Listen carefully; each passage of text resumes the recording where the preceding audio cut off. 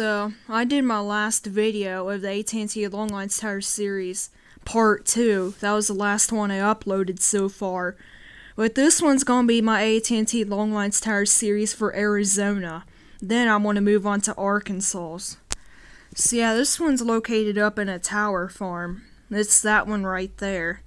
It's a 4-leg tower because it was long lines, but the rest of these towers are just regular towers, but these two towers here are special ones because they are at the long line site.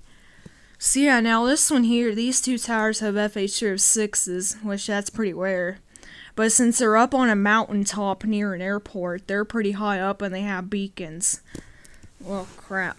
So yeah, these are two long lines towers that have beacons. Now this one here is a cell tower built where a long lines tower used to be years ago. I tried going back in time on Google Earth to see this long lines tower, but it appears to be taken down in the 90s, which I couldn't really see it as much on the aerial photos, but yeah, so this one here had its antennas removed. It had some work done to it. It had like 2 microwave dish antennas and periscope antennas pointing in 2 different directions. It had a north and south route to it. So this one here used to have an old school incandescent, but it looks like it might have another beacon, but I believe for now it's beaconless. And here's one, it's a dead long lines tower too. They have an observatory up there now, so because it's up on the highest peak near the area of it. So the building to it is taken down as well. It actually stood on that square pad right there before they built all of this stuff up here. So yeah, and if you notice, they actually have a long lines microwave dish over there. So technically the site still remains, like the tower and stuff, but not really much anymore. Keep getting these notifications. I want to set myself as do not disturb and all these, because when I screen record I keep getting notifications and stuff. It's always when I screen record, so yeah. The dogs are barking. I hate that when it happens during screen recording videos, but yeah, so here's one that they have a bunch of buildings put up at the site, but the tower's gone. It was taken down in the 80s because it was old, and they didn't use it anymore, so yeah, there's a bunch of buildings. And this one here was a rooftop long lines tower. It was taken down in the 80s, but yeah, this one was actually sold over to CenturyLink after AT&T quit using it. So here's some more long lines towers I want to show you guys. So this long lines tower is actually right there. It's a microwave dish on a pole basically. It's not really a tower, but since it's used for long lines, I consider it to be one. And here's one with the Gabriel horn and Western Electric style, or a Gabriel microwave dish. So yeah, these are some more towers and dead long lines towers. I'm just gonna scroll through real quick. So this one here actually has a silver horn. It was painted like that in the early 2000s. It was red and white, basically, but it was like small enough to be gray tower. Be a gray long lines tower, but yeah, I'm glad it still has its original antennas and stuff. It was worked on at one point in the 60s. Like, it got a new modification and stuff. So yeah, these two long lines towers are kind of similar to each other.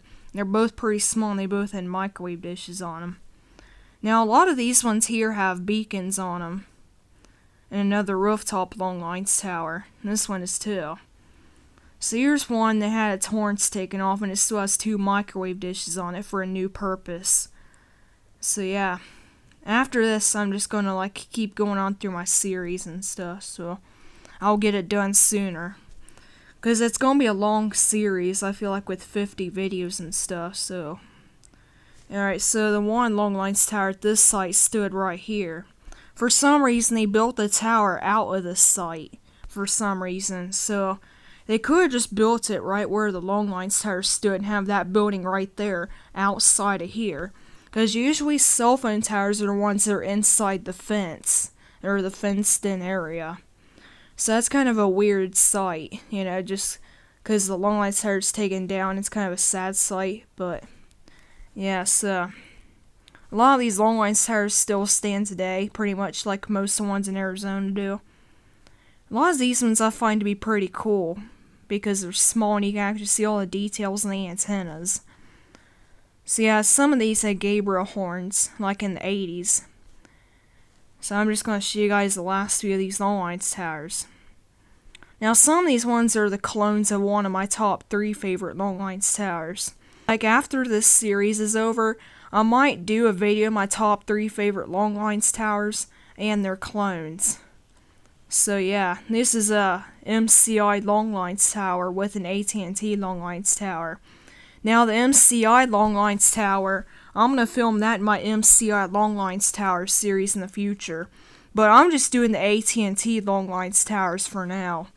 But I'll do my Western Union long lines towers series, and an MCI long lines tower series, and a CenturyLink long lines tower series. And possibly some of those other companies that use long lines, I'll film their towers as well. Because there's more than one company that use long lines besides AT&T.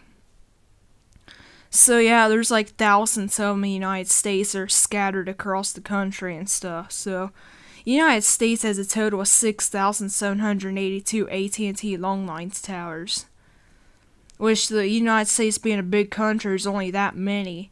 But they're scattered so far apart because they send long distance phone calls. So yeah, they started their network in 1947. Now Western Union has the oldest long lines network. So here's how it goes. It went from Western Union in 1944, and then in 1947 AT&T started their long lines network. So just a few years after that. So it's the end of part 3. I'll do a part 4 with Arkansas. Whoops, I'll do a part 4 with Arkansas in the next video. So yeah.